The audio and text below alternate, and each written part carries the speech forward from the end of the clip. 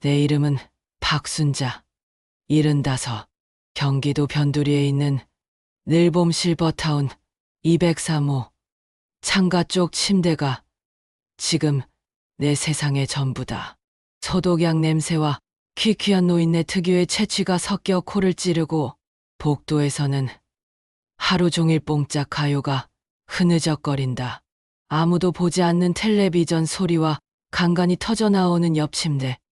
김씨, 할머니의 의미 없는 신음소리가 이곳의 유일한 생기다. 이런 곳에 오려고 내 평생을 바친 게 아니었다. 불과 1년 전까지만 해도 나에겐 작지만 볕이 잘 드는 내 집이 있었다. 아들 재혁이 녀석 사업이 휘청거릴 때 선산 아래 붙어있던 과수원을 팔아치운 건 나였다. 어머니, 조금만 기다리세요. 이 은혜 잊지 않고 강남에 빌딩 한 채 올려드릴게요. 그놈은 내 손을 붙잡고 눈물까지 글썽이며 말했다. 유학 간 딸 미영이가 손녀딸 학비가 부족하다고 징징거릴 때 서울에 있던 작은 아파트까지 처분의 달러로 바꿔 붙여준 것도 나였다. 엄마, 고마워. 나중에 호강시켜 줄게. 전화기 너머로 들려오던 그 목소리가 아직도 귀에 생생하다. 빌딩도 호강도 바라지 않았다. 그저 늙은 어미를 잊지 않고 따뜻한 밥 한 끼, 다정한 말 한마디면 좋겠다. 자식들 인생에 거치적거리는 짐이 되지 않으려고 악착같이 살았다. 그런데 그놈들이 내게 돌려준 것은 이 차가운 침대와 치매라는 주운 글씨였다. 시작은 사소했다. 자꾸 깜빡깜빡한다며 내 손에 쥐어준 약봉지, 열쇠를 냉장고에 넣어두고 찾지 못하는 나를 보며 혀를 차던 며느리의 표정. 나중에는 그게 다 저것들이 꾸민 짓이라는 걸 알았지만 그때는 정말로 내 머릿속에 지우개가 들어앉은 줄로만 알았다. 결정적인 날은 재혁이 생일 다음 날이었다. 미역국 한 번 못 끓여줬다며 나를 데리고 나간 고급 한정식 집에서 두 녀석은 온갖 아양을 떨었다. 그리고는 서류 몇 장을 내밀었다. 어머니, 요즘 세금법이 복잡해서요. 저희가 관리하기 쉽게 서류 좀 정리하려고요. 응. 엄마, 그냥 형식적인 거니까 여기 도장만 찍어. 우리가 다 알아서 할게. 내 평생 자식 말을 의심해 본 적이 없다. 내 새끼들이 설마 이 늙은 어미를 속일까? 나는 내 이름 석자 옆에 꾹 도장을 눌렀다. 그게 내 마지막 남은 집문서와 내 모든 권리를 포기하는 위임장이었다는 사실을 까맣게 모른 채 일주일 뒤 녀석들은 나를 이곳에 데려왔다. 어머니, 여기가 호텔보다 좋아요. 최신 시설의 의사 선생님도 있고 기력만 좀 회복하시면 바로 모시러 올게요. 문이 닫히기 직전까지 가식적인 눈물을 흘리며 손을 흔들던 재혁이와 미영이 그 문이 한번 닫히자 다시는 열리지 않았다. 전화는 언제나 꺼져 있었고 면회 날짜는 늘 바쁜 일이 생겨 미뤄졌다. 이곳의 실상은 호텔이 아닌 감옥이었다. 간병인들은 호출벨을 눌러도 오지 않았고 밥은 늘 차갑게 식어 있었다. 모든 노인들은 똑같은 색의 환자복을 입고 똑같은 시간에 잠들고 깨어나는 통제된 삶을 살았다. 이곳의 왕은 인자한 미소 뒤에 탐욕을 숨긴 강 원장이었다. 절망이 익숙해질 무렵 사건이 터졌다. 옆 침대 김씨 할머니가 밤새 끙끙 앓았다. 열이 펄펄 끓고 숨소리가 거칠어지는 걸 보며 내가 밤새도록 호출벨을 눌렀지만 아무도 오지 않았다. 다음 날 아침 싸늘하게 식어버린 할머니를 둘러싸고 강 원장과 의사라는 자가 나누는 대화를 듣게 되었다. 김 여사님, 평소 지병이 악화되어 편안하게 가셨습니다. 보호자분께는 잘 말씀드렸습니다. 서류는 잘 처리해 주시고요. 정부 보조금 신청해야 하니까. 그 순간 머릿속에서 무언가 쿵 하고 내려앉았다. 이것은 단순한 방치가 아니었다.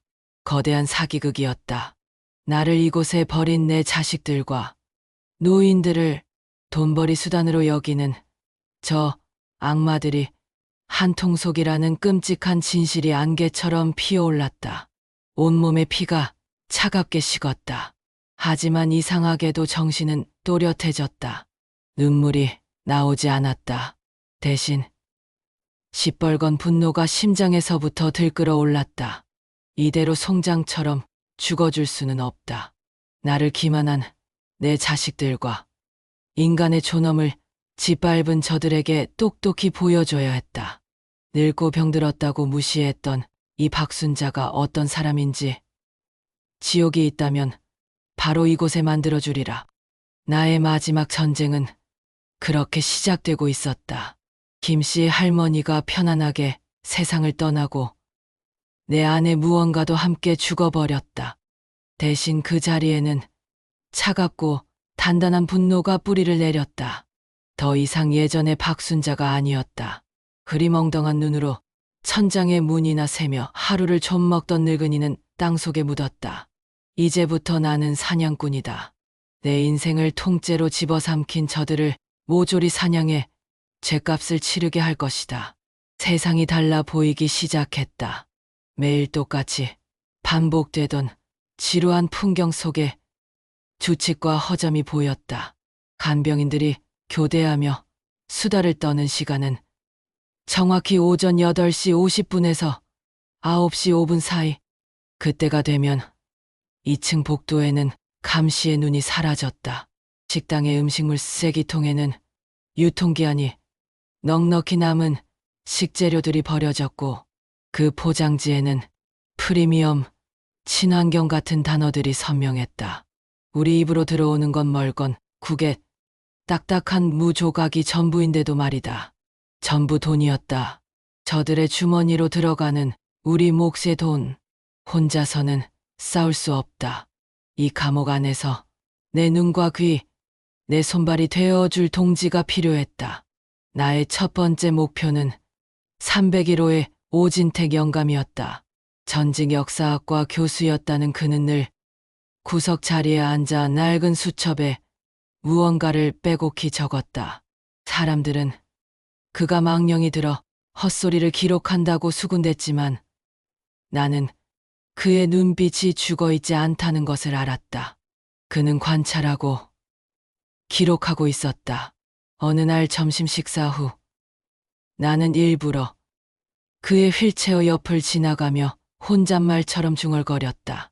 오늘 나온 두부는 어제 저녁에 상한 걸 다시 조리한 거야.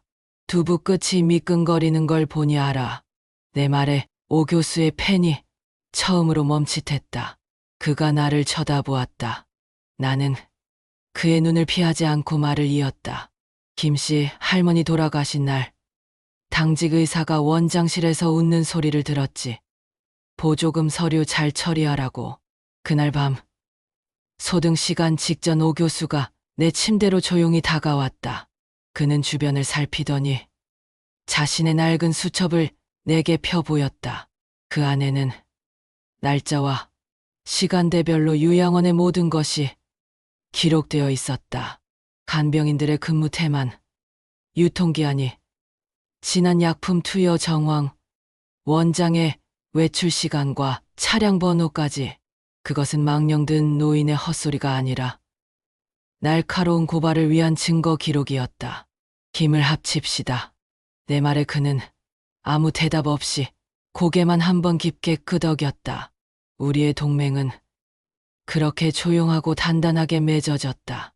오 교수가 머리라면 우리에겐 입이 필요했다. 한때 잘 나가던 연극배우였다는 백이호 최마리 여사. 그녀는 하루가 멀다고 간병인들과 싸우는 요양원의 공식 트러블 메이커였다. 목소리는 또 어찌나 큰지 한 번 소리를 지르면 3층까지 다 울렸다. 사람들은 그녀를 손가락질했지만 나는 그녀의 그 악스러움이 무기가 될 수 있음을 알았다. 그녀는 억울한 것을 참지 못하는 사람이었고 지금 이곳은 억울한 일투성이었다. 최 여사를 포섭하는 것은 오 교수보다 쉬웠다. 선생님, 그 연기력으로 저 가증스러운 강 원장 앞에서 한번 쓰러지는 연기 제대로 해주실 수 있겠어요? 우리가 시간을 벌어야 하거든요. 내 말에 최 여사의 눈이 반짝였다. 그녀는 무대와 관객에 굶주려 있었다. 누군가 자신의 진가를 알아봐 준다는 사실에 금세 의기투합했다. 우리 실버 어벤져스에게 가장 시급한 것은 외부와 소통할 창구, 바로 핸드폰이었다. 하지만 무슨 수로? 그때 새로 들어온 젊은 간병인 하나가 눈에 들어왔다. 스물남짓, 아직 세상 물정 모르는 얼굴에 다른 간병인들의 텃세에 길을 펴지 못하고 있었다. 나는 며느리가 마지막으로 찔러주고 간 봉투에 고이 모셔두었던 꼬깃꼬깃한 5만 원권 몇 장을 몰래 꺼냈다. 며칠 동안 그 간병인의 동선을 살피고 그녀가 혼자 창고를 정리할 때를 노려 접근했다. 학생, 부탁 하나만 할까? 늙은이가 손주 녀석 목소리가 너무 듣고 싶은데 전화 한 통만 하게 선불폰 하나만 구해다 주면 안 될까? 이 돈은 수고비. 나는 최대한 불쌍하고 애처로운 표정을 지어 보였다. 내 인생의 연기력이 총동원되는 순간이었다. 내 절박한 표정에 그리고 두둑한 팁에 그녀의 눈동자가 흔들렸다. 이틀 뒤 그녀는 저녁 식사를 가져다 주는 척하며 내 이불 밑으로 작은 상자 하나를 쓱 밀어 넣었다. 심장이 미친 듯이 뛰었다. 강 원장의 날카로운 눈을 피해 화장실로 달려가 문을 잠갔다. 손을 덜덜 떨며 상자를 열자 그 안에는 작고 까만 핸드폰 하나가 들어있었다. 내 인생의 반격을 시작할 가장 강력한 무기. 그날 밤 모두가 잠든 시간 나는 이불을 머리끝까지 뒤집어 쓴 채 조심스럽게 전원 버튼을 길게 눌렀다. 어둠 속에서 작은 화면이 환하게 켜지는 순간 나는 숨을 죽였다. 캄캄한 절망 속에서 드디어 한 줄기 빛이 켜진 것이다. 이제 저것들에게 알려줄 시간이었다. 당신들이 버리고 가둔 이 늙은이가 어떻게 당신들의 세상을 무너뜨리는지를. 어둠 속에서 빛나는 작은 액정 화면은 망망대해에서 발견한 등대 불빛 같았다. 나는 떨리는 손가락으로 조심스럽게 번호를 눌렀다. 텔레비전에서 몇 번 보았던 시사 고발 프로그램 진실의 눈 제작팀의 제보 번호였다. 통화 버튼을 누를 용기는 나지 않았다. 내 목소리가 새어나가거나 통화 기록이 남을까 두려웠다. 대신 짧게 문자 메시지를 보냈다. 늘봄 실버타운, 죽음의 요양원, 내부 고발, 도와주세요. 보내기 버튼을 누른 손끝이 저릿했다. 과연 이 짧은 비명이 세상에 닿을 수 있을까? 답장을 기다리는 시간은 피를 말렸다. 그동안 우리는 마냥 앉아 있을 수만은 없었다. 오 교수의 기록과 내 기억만으로는 부족했다. 저들의 죄를 만천하에 드러낼 결정적인 증거, 강 원장의 검은 돈이 기록된 특별 장부가 필요했다. 그것은 분명 원장실 금고 안에 있을 터였다. 작전명은 아수라장. 최마리 여사가 우리의 히든카드였다. 점심시간 식당에 모든 입소자와 직원들이 모여들었을 때가 기회였다. 최 여사는 우리의 작전 계획을 듣더니 마치 전성기 시절의 무대에 오르는 배우처럼 눈을 빛냈다. 나만 믿어. 영감, 내 연기 인생 50년의 모든 걸 걸고 판을 한번 제대로 흔들어 볼 테니. 결전의 날, 배식된 멀건 된장국을 보며 최 여사가 조용히 수저를 들었다. 그러다 갑자기 하는 비명과 함께 뒤로 나자빠졌다. 식판이 공중으로 날았고 밥과 국물이 사방으로 튀었다. 사람 잡내, 이놈의 유양원이 늙은이를 죽이려고 작정을 했구나. 국에서 시체 썩는 냄새가 나. 최 여사는 바닥을 구르며 포효했다. 입가에는 미리 준비한 케첩을 쓱 발라 피처럼 보이게 하는 치밀함까지 보였다. 순식간에 식당은 아수라장이 되었다. 간병인들이 모두 그녀에게 달려들었고 소란을 듣고 달려나온 가 원장이 짜증 섞인 얼굴로 최 여사를 다그쳤다. 모든 시선이 두 쪽에 쏠린 순간 나는 아이고 배야 하고 신음하며 슬그머니 식당을 빠져나왔다. 오 교수는 늘 앉던 창가 자리에서 헛기침을 하며 망을 보았다. 원장실 문은 잠겨있지 않았다. 식당의 소란에 정신이 팔려 문 단속을 잊은 모양이었다. 심장이 방망이질을 쳤다. 남의 방문을 허락도 없이 열어본 적 없는 내 평생의 고듬이 발목을 잡았지만 지금은 염치를 따질 때가 아니었다. 나는 조용히 문을 열고 안으로 들어섰다. 고급스러운 가구와 값비싼 난초 화분, 우리 방의 퀴퀴한 냄새와는 다른 달콤한 방향제 냄새가 역겨웠다.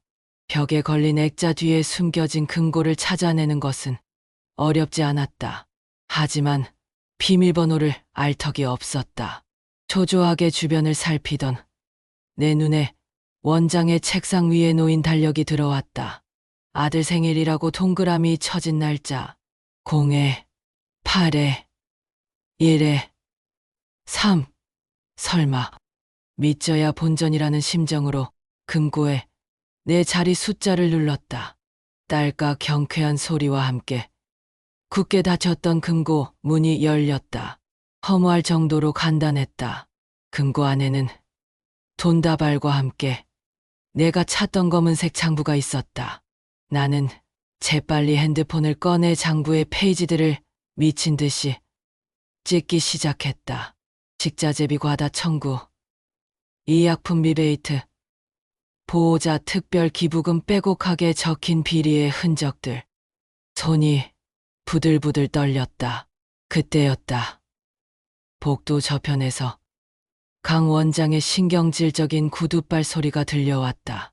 별것도 아닌 걸로 소라는 젠장, 최 여사의 연기가 너무 빨리 끝난 모양이다.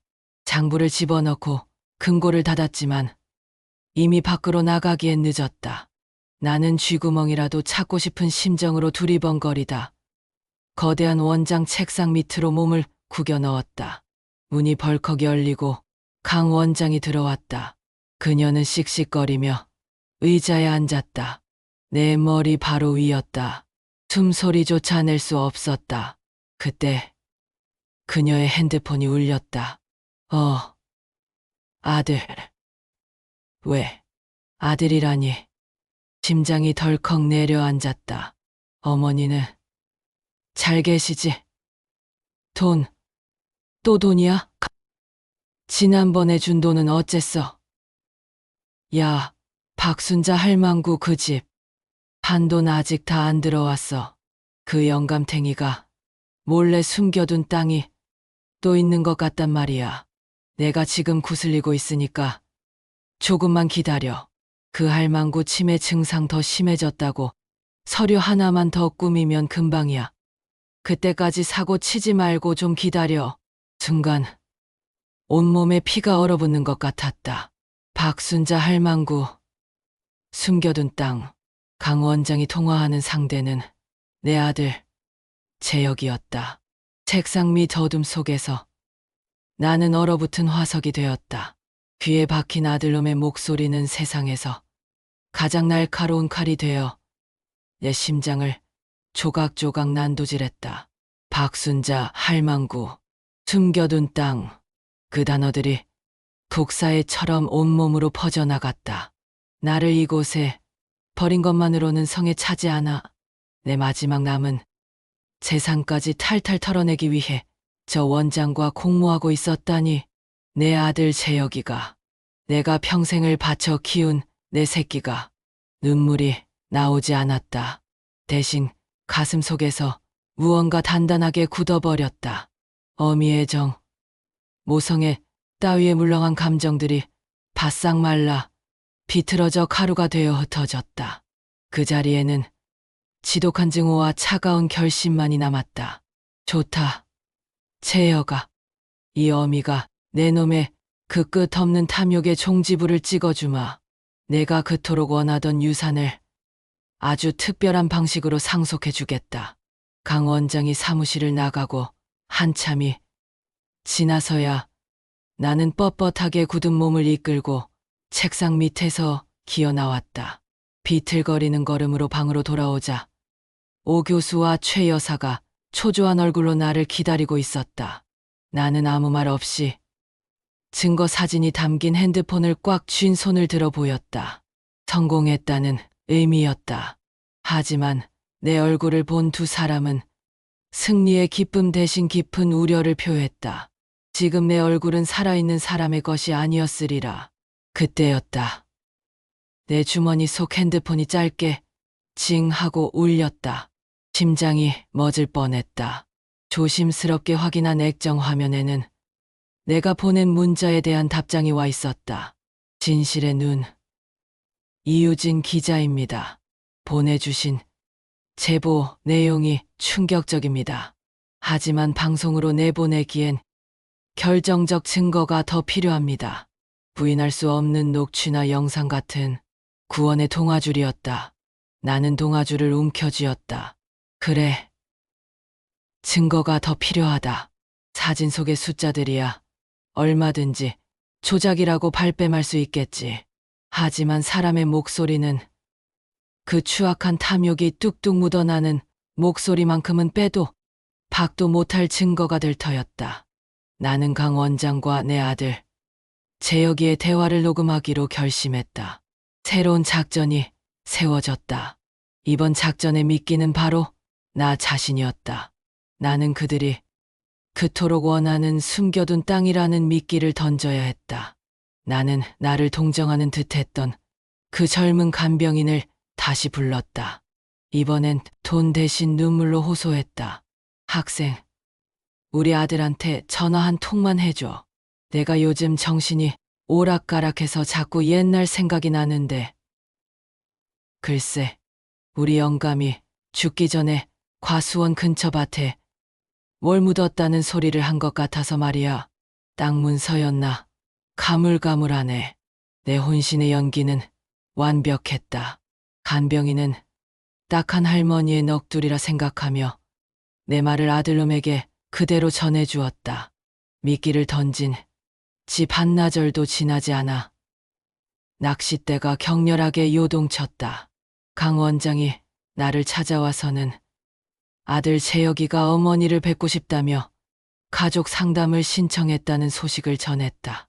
그 여자의 눈빛은 탐욕으로 번들거리고 있었다. 걸려들었다. 상담은 요양원 2층에 있는 작은 상담실에서 진행될 예정이었다. 오 교수의 정보에 따르면 그 방에는 CCTV가 없었다. 작전의 무대로는 최적이었다. 이제 녹음기를 설치할 일만 남았다. 상담 전날 밤, 나는 침대에서 조용히 몸을 일으켰다. 복도에서는 최 여사가 특유의 카랑카랑한 목소리로 잠꼬대를 하는 척하며 망을 보고 있었다.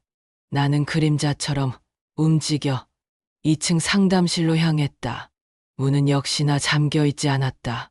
어둠이 내려앉은 상담실 안은 먼지, 냄새로 가득했다. 나는 핸드폰의 녹음 버튼을 켠 뒤 어디에 숨길지 재빨리 방 안을 훑었다. 그때 상담 테이블 위에 놓인 각 티슈 통이 눈에 들어왔다. 나는 티슈를 몇 장 뽑아내고 그 안에 핸드폰을 조심스럽게 집어넣었다. 그리고 다시 티슈 몇 장을 덮어 완벽하게 위장했다. 모든 것이 순조로웠다. 이제 나가기만 하면 된다.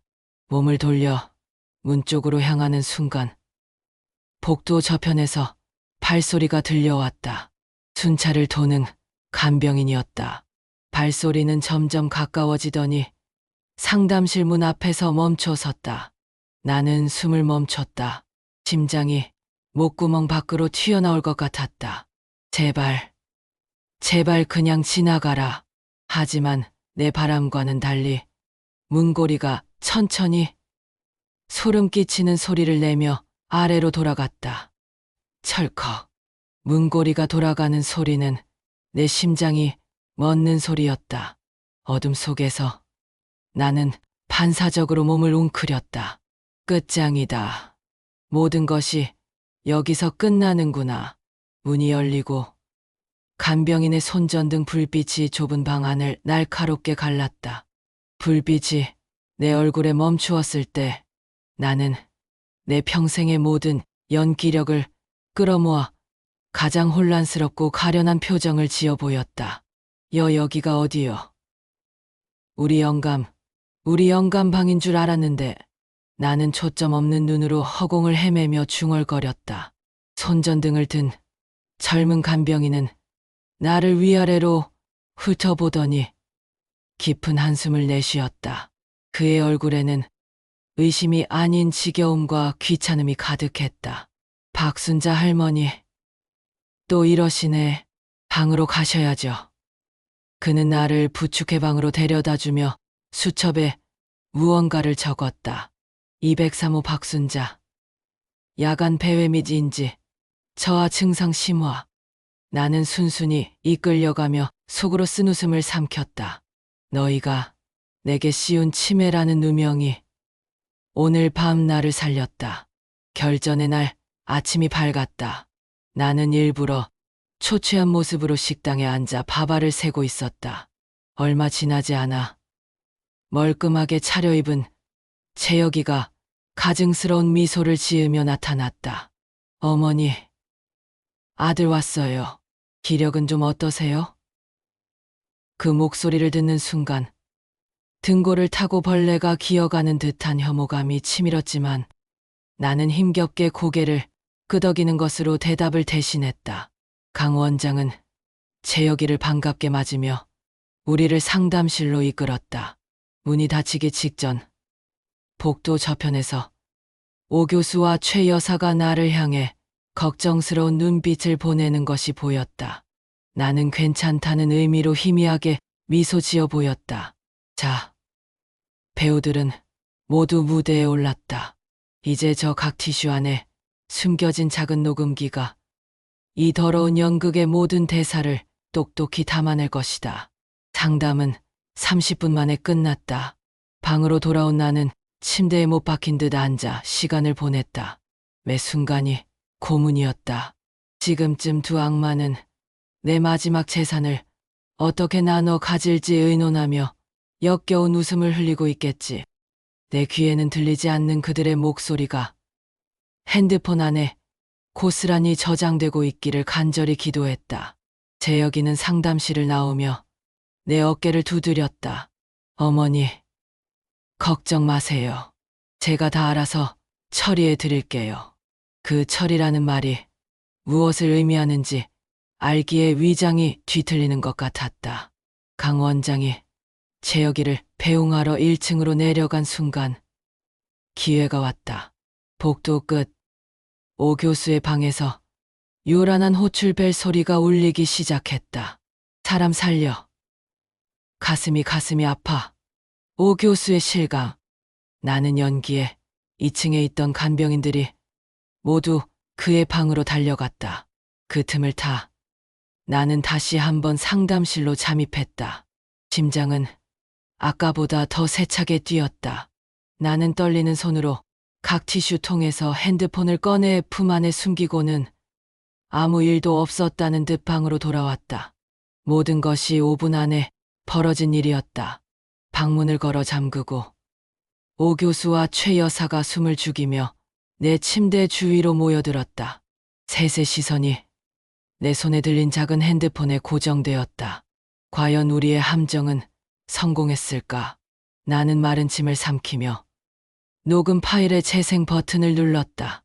지지직 하는 작은 잡음 뒤로 세상에서 가장 듣기 싫은 두 사람의 목소리가 흘러나왔다. 강 원장 아드님, 어머님 상태가 생각보다 더 심각해서요. 망상 증세까지 보이시고 이럴 때 재산 정리를 확실히 해두시는 게 좋습니다. 재혁 각서라고 땅 얘기나 하시죠.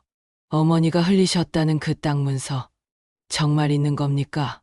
강 원장 글쎄요. 하지만 치매 노인들 말이 아주 근거 없는 건 아니거든요. 일단 저희 쪽 변호사 통해서 성년 후견인 지정부터 신청하시죠. 어머님 재산 처분 권한을 아드님이 완전히 가져오는 겁니다. 서류는 제가 알아서 꾸며드릴게요. 대신 그 땅 찾으면 제 지분은 확실히 해주시는 거죠. 제역 허허. 물론입니다. 원장님, 그 할망구 밑에서 평생 돈 한 푼 못 받고 살았는데 이 정도는 받아야죠. 내 아들의 목소리였다. 내 아들이 나를 그 할망구라고 부르며 다른 사람과 내 재산을 나눌 작당을 하고 있었다. 최 여사가 자기도 모르게 낮은 욕설을 뱉었고 오 교수의 얼굴은 분노로 굳어졌다. 나는 눈을 감았다. 모든 것이 끝났다. 그리고 모든 것이 이제부터 시작이었다. 나는 조용히 핸드폰을 들어 진실의 눈 이유진 기자에게 전화를 걸었다. 기자님, 결정적 증거 확보했습니다.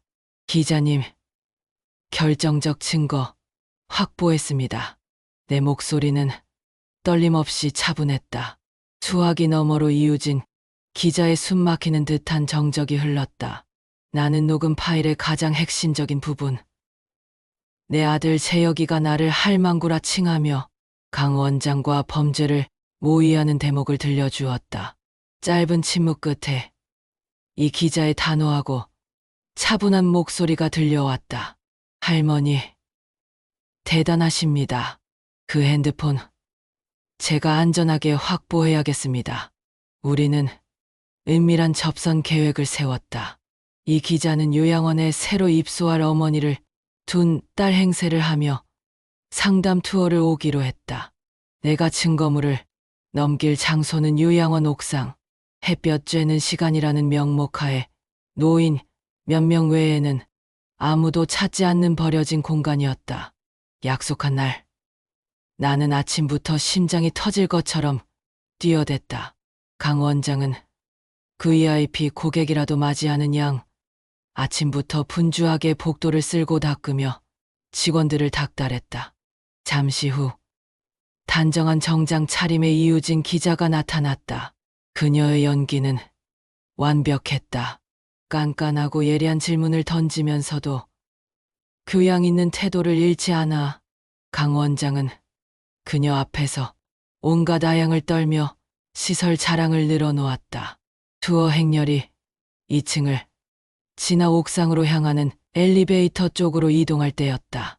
우리의 해결사 최마리 여사가 다시 한번 무대에 올랐다.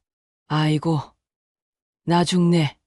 영감탱이가 내 약과를 훔쳐먹었어. 저리 안 내놔. 최 여사는 오 교수의 휠체어를 붙잡고 흔들며 어린애처럼 악을 썼다. 순식간에 복도는 아수라장이 되었고 강 원장의 시선이 잠시 그쪽으로 쏠린 틈을 타 이 기자는 엘리베이터에 먼저 올랐다. 나 또한 아이고 머리야 바람 좀 쐬어야겠다며 비틀거리며 엘리베이터에 합류했다. 옥상 문이 열리고 차가운 바람이 얼굴을 때렸다. 강 원장이 뒤따라 올라오기 전 단 몇 초의 시간, 이 기자는 옥상 텃밭을 구경하는 척하며 내게 다가왔다. 우리는 아무 말 없이 스쳐 지나갔다. 그 짧은 순간 나는 품 안에 숨겨두었던 작은 핸드폰을 그녀의 손에 건넸다.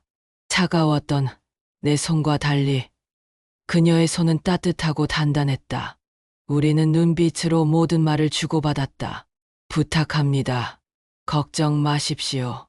증거가 넘어간 뒤의 시간은 그야말로 피를 말리는 기다림의 연속이었다. 하루가 1년처럼 길었다. 강 원장은 아무것도 모른 채 여전히 우리를 가축처럼 다뤘고 나는 침에 걸린 늙은이 연기를 계속해야만 했다. 내 안에서는 곡수의 칼날이 시퍼렇게 벼려지고 있었지만 겉으로는 초점 없는 눈으로 허공만 바라보았다. 폭풍전야의 고요함. 나는 이 지독한 평온함 속에서 내 아들놈의 얼굴을, 그리고 강 원장의 탐욕스러운 얼굴을 떠올리며 심판의 날을 손꼽아 기다렸다. 그리고 마침내 그날이 왔다. 저녁 식사 후 거실에 모여 억지로 텔레비전을 보던 시간이었다. 늘 나오던 지루한 일일 드라마가 끝나고 진실의 눈 다음 주 예고편이 화면을 가득 채웠다. 당신의 부모님은 안녕하십니까? 최고급 시설을 자랑하던 한 실버타운의 충격적인 실태, 노인 학대와 감금, 그리고 자식의 비정한 배신까지. 그 추악한 진실을 다음 주 진실의 눈이 고발합니다. 화면에 우리 요양원의 정문이 흐릿하게 비쳤고 곧이어 끔찍하게 변조된 음성이 흘러나왔다. 그 할망구 제 지부는 확실히. 거실의 공기가 순간 얼어붙었다. 다른 노인들은 무슨 내용인지 몰라 멍하니 화면만 바라볼 뿐이었지만 마침 거실을 지나가던 강 원장의 얼굴은 새하얗게 질려 있었다. 그녀는 그 자리에 못 박힌 듯 서서 화면을 바라보았다. 자신의 목소리는 아니었지만 그 할망구라는 단어와 요양원 건물이 의미하는 바를 즉시 깨달은 것이다. 공포에 질린 강 원장의 눈이 거실 안을 훑었다. 내부 고발자, 범인이 이 안에 있다는 사실을 직감한 맹수처럼 그녀의 눈이 번뜩였다. 그리고 마침내 아무것도 모르는 척 조용히 앉아있는 나와 눈이 마주쳤다. 나는 그녀를 향해 내 생에 가장 순진하고 온화한 미소를 지어 보였다. 그 순간 강 원장의 이성이 완전히 끊어졌다. 그녀는 미친 사람처럼 소리치며 당장 텔레비전을 끄라고 악을 썼다. 그리고는 모든 직원에게 명령했다. 지금 당장 요양원 모든 문을 걸어 잠가. 아무도 들여보내지도 내보내지도 마. 외부 전화선도 전부 끊어버려. 철컥 육중한 소리와 함께 요양원의 정문이 굳게 닫혔다. 우리는 완벽하게 고립되었다. 방송이 나가기 전 증거를 인멸하고 내부 고발자를 색출하려는 것이다. 벼랑 끝에 몰린 쥐가 되어버린 강 원장의 광기가 이 죽음의 요양원을 더욱 완벽한 감옥으로 만들고 있었다. 이제 우리의 마지막 싸움이 시작될 터였다.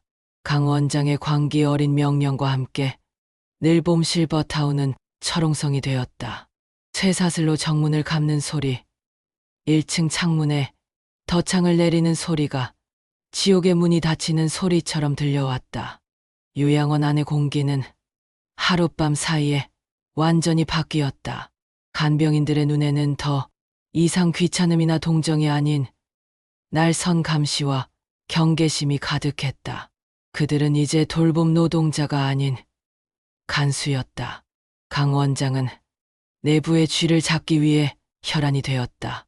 예고 없이 모든 방을 뒤지는 소지품 검사가 시작되었다. 직원들은 낡은 서랍장을 열고 이불을 털고 액자 뒤까지 샅샅이 뒤졌다. 외부와 연락할 만한 물건 혹은 무언가를 기록한 종이 조각이라도 찾으려는 것이었다. 최 여사의 화려한 스카프들이 바닥에 내팽개쳐지고 오 교수의 필생의 기록이 담긴 노트가 갈기갈기 찢겨나갔다.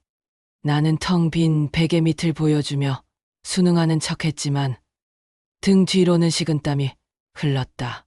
우리의 유일한 무기였던 핸드폰을 미리 넘기지 않았다면 어찌 되었을까. 그날 오후 검은 세단 한 대가 요양원 뒷문으로 몰래 들어왔다. 잔뜩 겁에 질린 얼굴로 차에서 내린 것은 내 아들 재혁이었다. 놈 역시 예고편을 본 것이다. 강 원장은 재혁을 자신의 사무실로 끌고 들어갔고 복도를 청소하던 나는 벽에 귀를 대고 그들의 대화를 엿들었다. 내 어머니 짓이야. 다른 사람이 없어. 그럴 리가요. 치매 노인네가 뭘 안다고. 그럼 저 방송은 뭔데? 내 목소리잖아. 그 할망구라고 한 거 내 놈이잖아. 서로에게 책임을 떠넘기며 짐승처럼 으르렁거리는 소리가 얇은 벽을 타고 흘러나왔다. 나는 조용히 미소 지었다. 그래. 그렇게 서로를 물어뜯어라. 너희는 이미 함께 침몰하는 배에 올라탄 공범일 뿐이다. 결국 그들의 의심은 나에게로 향했다. 강 원장과 재혁이가 나를 원장실로 끌고 갔다. 문이 닫히자마자 강 원장의 인자한 가면이 벗겨지고 악귀 같은 본색이 드러났다.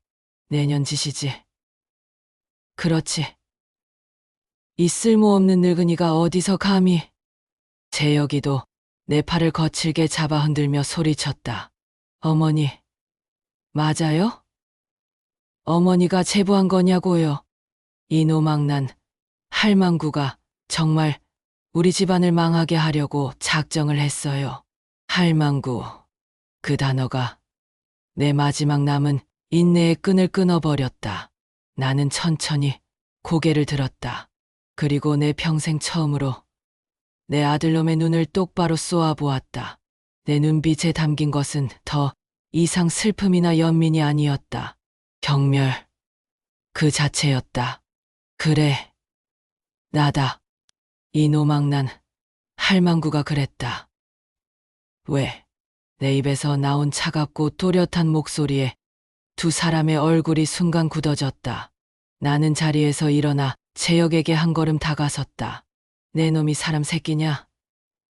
제 어미 재산을 탐내서 치매 환자로 만들고 이 생지옥에 쳐넣고 그것도 모자라 남은 뼈까지 발라먹으려고 작당을 해. 하늘이 무섭지도 않더냐. 내 일갈에 재혁의 얼굴이 새하얗게 질렸다. 모든 것을 알고 있다는 내 눈빛에 놈은 완전히 전의를 상실한 듯 뒷걸음질 쳤다. 이제 와 후회와 공포가 뒤섞인 표정을 지어봤자 소용없다. 상황이 불리해진 것을 깨달은 강 원장이 눈빛을 바꾸며 재혁에게 속삭였다. 방송이 나가기 전에 이 할망구를 치워야 해. 그들의 마지막 발악이었다. 그들은 나를 정신질환 악화를 명분으로 서류도 필요 없는 불법 정신병원으로 이송할 계획을 세웠다. 한번 들어가면 다시는 나올 수 없는 곳. 사회적으로 나를 완전히 매장시키려는 속셈이었다. 재혁이가 도끼 어린 눈으로 나를 노려보며 다가왔다. 그의 뒤로 주사기를 든 간병인이 보였다. 어머니, 잠시 안정을 좀 취하셔야겠어요. 내 아들이 제 어미에게 강제로 약물을 투여하려 하고 있었다. 그들이 내 팔을 붙잡아 침대에 눕히려던 바로 그 순간이었다. 왜? 요양원 전체에 날카로운 화재, 경보음이 울려 퍼지기 시작했다. 복도에 비상등이 번쩍이고 천장에 스프링클러가 물을 뿜어낼 준비를 했다. 그것은 우리 실버 어벤져스의 마지막 신호였다. 최 여사가 복도 끝에 비상벨을 부순 것이다. 강 원장과 재혁, 간병인이 모두 당황해서 멈칫했다. 저 멀리서 희미하지만 분명하게 여러 대의 사이렌 소리가 점점 더 가깝게 들려오고 있었다. 방송국, 그리고 경찰. 마침내 세상이 우리의 비명에 응답한 것이다. 요란한 경보음과 빗소리처럼 쏟아지는 스프링클러 물줄기, 그리고 점점 가까워지는 사이렌 소리는 지옥의 교향곡이자 동시에 구원의 행진곡이었다. 나를 붙잡고 있던 재혁이와 간병인의 손에 힘이 풀렸다. 그들의 얼굴에는 믿을 수 없다는 표정과 함께 모든 것이 끝장났다는 공포가 서려 있었다. 나는 그 틈을 놓치지 않았다. 전 먹던 힘까지 끌어모아 재혁이의 가슴을 밀쳐냈다. 비켜라. 이 짐승만도 못한 놈아. 놈은 힘없이 뒤로 나자빠졌다. 나는 흠뻑 젖은 생쥐꼴을 하고서도 내 평생 가장 당당하고 꼿꼿한 자세로 사무실 문을 열고 나섰다. 복도는 이미 아수라장이었다. 놀라서 뛰쳐나온 노인들과 그들을 제지하려는 직원들, 울음소리와 고함이 뒤섞여 거대한 혼돈을 이루고 있었다. 그 혼돈의 한가운데에서 나는 나를 보며 안도의 미소를 짓고 있는 오 교수와 마치 개선장군처럼 가슴을 쫙 펴고 서 있는 최 여사를 발견했다. 우리는 말없이 눈빛을 교환했다. 해냈어. 우리가 마침내 그때였다.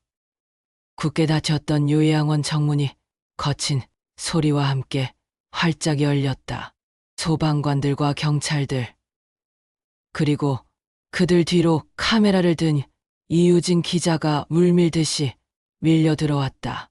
이 기자는 아수라장이 된 현장을 카메라에 담으며 맹수처럼 먹잇감을 찾는 눈으로 두리번거리다 마침내 나를 발견했다. 강 원장은 젖은 머리를 한 채 뛰쳐나와 이 기자 앞을 막아섰다. 이게 무슨 짓들이에요? 화재 경보기 오작동입니다. 저기 저 치매 할망구가. 그녀가 손가락으로 최 여사를 가리키는 순간 이 기자는 그녀를 무시하고 마이크를 강 원장의 입 앞으로 들이댔다.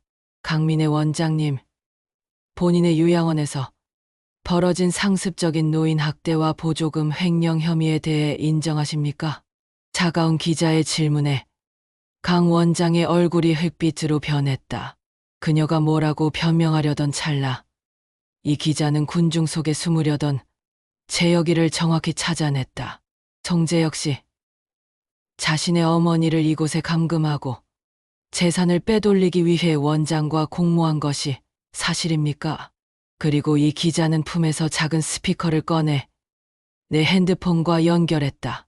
다음 순간 요양원 복도 전체에 너무나도 익숙한 목소리가 울려 퍼졌다. 그 할망구 밑에서 평생 돈 한 푼 못 받고 살았는데 이 정도는 받아야죠. 모든 소음이 멎었다. 복도에 있던 모든 사람들, 경찰, 직원, 그리고 넋을 잃고 서 있던 노인들까지 모두가 내 아들의 목소리, 그 패륜적인 고백을 똑똑히 들었다. 재혁이는 그 자리에 주저앉아 얼굴을 감싸 쥐었다. 터져나오는 카메라 플래시가 그의 비참한 최후를 남김없이 기록했다. 강 원장과 재혁이는 그 자리에서 경찰들에게 연행되었다. 길고 길었던 전쟁이 끝나는 순간이었다. 그 후 세상은 시끄러웠다. 진실의 눈, 방송은 엄청난 파장을 일으켰고 늘봄 실버타운은 폐쇄되었다. 다른 노인들은 국가의 도움을 받아 새로운 보호시설로 옮겨졌다. 나는 오 교수, 최 여사와 함께 방송국의 영웅 대접을 받으며 인터뷰를 했다. 우리는 더 이상 불쌍한 피해자가 아니었다. 스스로의 존엄을 지키기 위해 싸운 전사였다. 경찰서에서 재혁이를 마지막으로 만났다. 놈은 내 앞에 무릎을 꿇고 울며 용서를 빌었다. 하지만 내 마음은 호수처럼 고요했다. 나는 차가운 눈으로 놈을 내려다보며 내 생의 마지막 모정을 담아 선고를 내렸다. 나는 오늘 너를 버린다. 내게 아들은 이제 없다.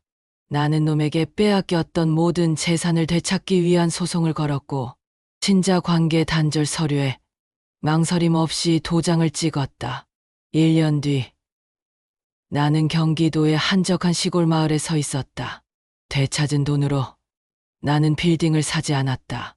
대신 오 교수, 최 여사, 그리고 마음이 맞았던 몇몇 할머니들과 함께 널찍한 전원주택을 구해 우리의 새로운 보금자리를 꾸렸다.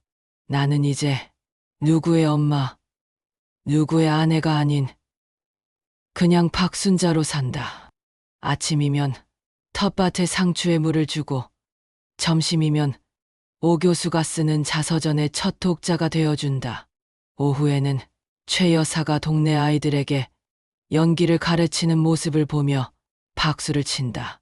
저녁이면 우리 황혼의 동지들과 함께 막걸리 잔을 기울이며 지나간 무용담을 안주 삼아 웃음꽃을 피운다. 나는 마침내 내 인생의 진짜 주인이 되었다. 봄 햇살을 받으며 흙냄새를 깊게 들이마셨다. 비로소 찾아온 평화. 이것이 내가 목숨을 걸고 싸워서 되찾은 나의 늘봄이었다.